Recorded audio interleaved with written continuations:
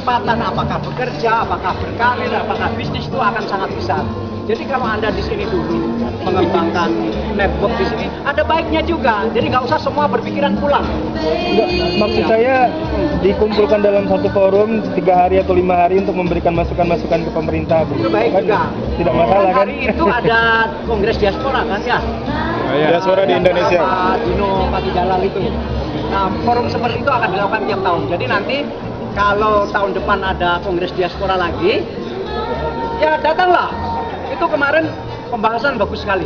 Jadi ada 7 atau 8 komite. Jadi ada yang tertarik pada bidang apa, bisnis, ada forumnya sendiri di Jakarta. Siapa yang hadir kemarin? Sudah ada Pak Sadu Pak dari Makassar. Kan bagus kan hari itu? Ya. Ada forum itu. Dan siapa tahu Kongres Diaspora Indonesia Diaspora yang akan datang misalnya di Manila. Boleh. Siap. Asal Anda siap jadi tuan rumah. Artinya berani nggak tidur 3 hari 3 malam. Ya masih muda pasti bisa tidak tidur. Kan ini ada gedung bagus juga. Dan Filipina dekat, sehingga kalau Kongres Diaspora di Filipina yang dari Singapura bisa datang, dari Malaysia bisa datang, dari Hong Kong bisa datang, dari Tiongkok bisa datang, dari Jepang, Australia kan gampang juga di sini. Kemarin hampir 3.000 orang waktu Kongres Diaspora. Ada lagi pertanyaan? Ada Pak. Ya. Atuh Pak. Ya. Pak, saya salah satu penggemar Bapak Pak. Saya mau tanya Pak, rahasia sukses di balik keterbatasan Bapak. Terus yang kedua Pak, saya menulis buku. Satu tadi. Oh iya. Saya menulis buku Pak. Saya salah satu pengajar. Boleh tanda tangan Pak? Sudah tanda tangan nih? Belum Pak. Tanda tangan nih? Tanda tangannya oleh Mas Ade. Oleh penulisnya. Iya. Enggak Pak, aku minta tanda tangan dari Bapak Pak. Ini bukunya siapa? Buku aku Pak. Buku aku. Mas Ade minta Anda yang nulis. Anda yang nulis. Iya, betul, Pak. Anda tanda tangan, aku yang baca. Oh iya. Biar lebih mahal nih. Baik Pak. Pertanyaan Pak, ringan sekali. Ya. Saat ini Bapak pakai sepatu apa? Gini. Saya hari ini pinjam sepatunya Pak Leak namanya. Saya datang pakai sepatu cat. Nggak bisa tiap hari pakai sepatu cat, tapi supaya Ini Pak. forumnya tertempat lah. Ini buku kedua aku Pak. Bestseller ini. Ya, silakan. Ya. Kan kemarin ada Kongres Diaspora Indonesia. Nah, Menurut saya, apakah itu ada efek langsung kepada pertumbuhan ekonomi masyarakat Indonesia, Pak? Pertama, karena Bapak incak di BUMN, ya, namun ya ini nggak tahu. Kalau setiap pejabat luar negeri, mereka selalu mengatakan yang bagus-bagus, Pak. Sedangkan dalam negeri sendiri kita terus terang. Itu bagaimana kira-kira, Pak? apakah Kongres Diaspora kemarin membawa kemajuan ekonomi Indonesia? Begini. Ada efek dan kemajuan? Ada efek, ya. Belum. Begini, itu kan terinspirasi dari diaspora Tiongkok. Jadi kemajuan Tiongkok itu disupport atau dibangun oleh diaspora Tionghoa. Karena pada zaman komunis Tiongkok dulu, para pengusaha kan tidak mau lagi tinggal di Tiongkok. Mereka semua pergi ke luar negeri karena waktu itu kan tidak boleh orang kaya. Orang itu tidak boleh kaya di sana. Nah, kemudian mereka pergi ke Hong Kong, ke Taiwan, ke Korea, ke Amerika, ke Indonesia, ke Singapura. Mereka berdiaspora ke seluruh dunia. Dan mereka orang kaya-kaya. Nah, ketika Tiongkok berubah dari sistem tertutup ke sistem terbuka, mereka ini diundang pulang ke Tiongkok. Minimal uangnya yang pulang. Nah, karena itu misalnya Hong Kong itu diminta membangun Shenzhen, Guangzhou dan sekitarnya. Itu sudahlah investment Hong Kong sehingga maju sekali. Taiwan membangun daerah sekitar Fujian, kemudian dan sekitarnya. Kemudian diaspora Tiongkok yang di Korea membangun daerah misalnya Dalian, kemudian Qingdao dan seterusnya. Nah, sehingga diaspora Tiongkok itu berhasil membangun kembali Tiongkok menjadi negara maju dan modern. Nah, terinspirasi dari itu, maka kenapa diaspora Indonesia tidak dibikin hal yang sama? Menurut saya agak berbeda. Karena diaspora kita kan bukan para pengusaha. Diaspora kita kan umumnya pelajar, kemudian intelektual. Sehingga kalau mereka diundang pulang ke Indonesia untuk membangun Indonesia, apakah otomatis bisa Pertama, apakah yang pulang-pulang ini tidak kecewa karena misalnya gajinya kecil? Kemudian misalnya nanti pulang pengen melakukan pembaharuan tapi yang mau diperbaharui tidak mau. Nah, kemudian Anda pulang, Anda mau melakukan perubahan yang diubah tidak mau. Belum tentu Anda bahagia Anda pulang. Saya ngomong apa adanya aja. Beda dengan Tiongkok. Diasporanya Tiongkok itu yang pulang kampung itu uangnya, investasinya, bisnisnya pulang. Sedangkan diaspora Indonesia kan intelektual. Jadi menurut saya nggak apa-apa Anda jadi intelektual Indonesia di luar negeri itu menurut saya nggak apa-apa. Sambil Indonesia, tapi jangan anggap Indonesia akan sama seperti ini terus. 6 tahun lagi akan menjadi negara besar nomor 9. Dan saat itu Anda pulang. Begitu. Nah, sementara Anda belum bisa pulang itu maksudnya paling di Indonesia nanti nggak dipakai. Nah, sementara seperti itu Anda develop kemampuan Anda di luar negeri. Pasti. Jadi Anda menyiapkan diri. Karena 6 tahun lagi ketika Anda pulang, belum tentu Anda yang paling jago loh. Bisa jadi yang di Indonesia juga sudah lebih jago-jago. Nah, ini diasporanya seperti itu.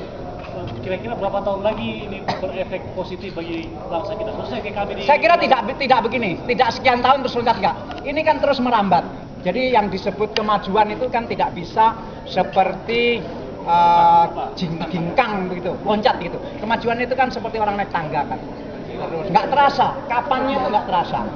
Kenapa tidak terasa? Misalnya tahun 2004 sampai sekarang berarti hampir 10 tahun.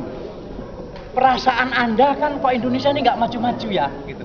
Perasaan kita semua kan Indonesia ini kok begini-begini saja ya, gitu. Karena apa? Perkembangannya merambat, jadi tidak terasa. Tapi kalau Anda langsung bedakan apa yang terjadi tahun 2004 dan sekarang, beda sekali. Cuma nggak terasa kemajuannya itu. Seperti katak yang ditaruh di air dingin, airnya dipanaskan, tiba-tiba mati dia. Karena nggak terasa kalau airnya itu semakin panas. Ini cobalah sudah tahun 2004 ekonomi kita seperti apa? Sekarang seperti apa? Jauh bumi langit. Tapi nggak ada yang merasakan karena meningkatnya itu merambat begitu. Bukan loncat dari misalnya mula-mula miskin tiba-tiba kaya. Kan nggak ada orang tiba-tiba kaya. Kalau ada orang miskin tiba-tiba kaya malah dia mati karena sakit jantung. Pak, kontribusi Kementerian BUMN bagi masyarakat di luar negeri di Filipina nggak ada.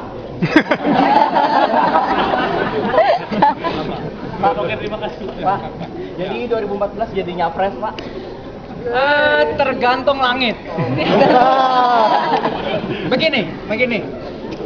Sebetulnya sejak saya sakit 7 tahun yang lalu yang kena kanker hati itu, begitu sembuh, saya pulang dan pensiun dari dunia usaha, dari dunia apapun. Saya hanya pengen ngurusi pendidikan. Jadi saya tidak punya cita-cita apapun sejak sakit itu. Saya anggap saya diberi panjang umur saja sudah senang. Saya mau pensiun, menikmati pensiun dan mengurus pendidikan. Tapi kan tiba-tiba saya diminta menjadi dirut PLN. Oke, saya nolak juga tidak bisa. Saya berusaha nolak sekuat tenaga waktu itu, tidak bisa. Akhirnya jadi dirut PLN. Itu pun saya tidak mau 5 tahun, saya mau 3 tahun saja. Saya pengen kembali jadi orang bebas. Belum sampai 3 tahun, bahkan belum 2 tahun saya sudah diminta presiden jadi menteri. Nah, saya bilang, Pak, janjinya kan saya 3 tahun. Saya jangan jadikan menteri, saya mau beresin listrik dulu. Presiden nggak bisa, harus jadi menteri. Oke. Nah, itu tidak saya rencanakan. Saya menolak sekuat tenaga jadi dirut PLN karena saya tahu problemnya berat dan saya bukan insinyur listrik. Saya menolak sampai nangis waktu mau diangkat jadi menteri. Saya tidak mau. Tapi, nah, sekarang apakah Anda pernah dengar bahwa saya mencalonkan diri jadi presiden? Apakah Anda pernah dengar saya mendaftarkan diri atau melamar? Anda nggak akan pernah dengar. Jadi Demokrat melakukan konvensi, ada orang mendaftar, ada orang agar saya mendaftar. Nah, saya diminta untuk ikut konvensi, bukan karena saya minta ikut konvensi. Itu bahwa kenapa kok mau? Ya, yang merintah presiden masa nggak mau dan pengen juga lah. Kalau Apakah saya nggak pengen jadi presiden? Kalau saya tidak pengen, bohong. Pengen, cuma tidak pengen. Misalnya kalau sampai harus money politik, sampai harus menjilat, sampai harus merengek-rengek, enggak. Tapi bahwa saya diminta ikut konvensi, ya saya ikut.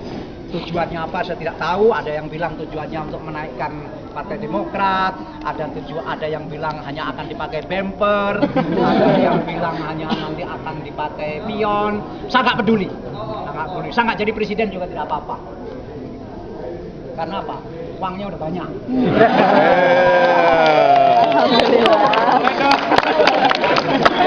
Ya, Putri dulu ya, wanita. Bapak kan datang ke, maksudnya jalurnya Bapak itu adalah profesional kan?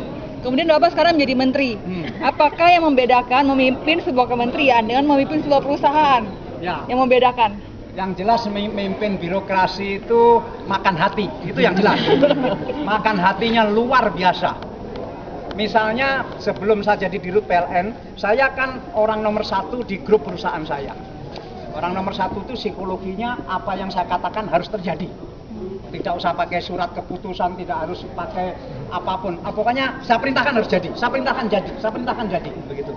Kemudian waktu jadi dirut PLN, Anda bisa bayangkan betapa tersiksanya psikologi saya dari psikologi orang nomor 1 menjadi psikologi bawahan. Kenapa bawahan? Karena di atas saya itu ada Menteri BUMN yang perintahnya harus saya dengar, ada Menteri SDM, kemudian ada Menteri Keuangan, itu atasan saya semua. Ada Wapres, ada Presiden, ada DPR, ruwet bukan main. Nah, makan hati, sangat makan hati. Nah sekarang udah jadi orang nomor 1 di BUMN? Nomor 1 di BUMN kan saya masih tunduk kepada Menko, masih tunduk pada Wapres, masih tunduk pada Presiden, masih tunduk pada Komisi 6 DPR, Komisi 11, masih atasannya masih banyak. Masih tunduk pada rakyat. Pak, dari murid termuda kita. Termuda. Mohon kalau seandainya nanti Bapak menjadi pemimpin ini, misalnya konvensi itu berhasil dan tolong dijaga nama dan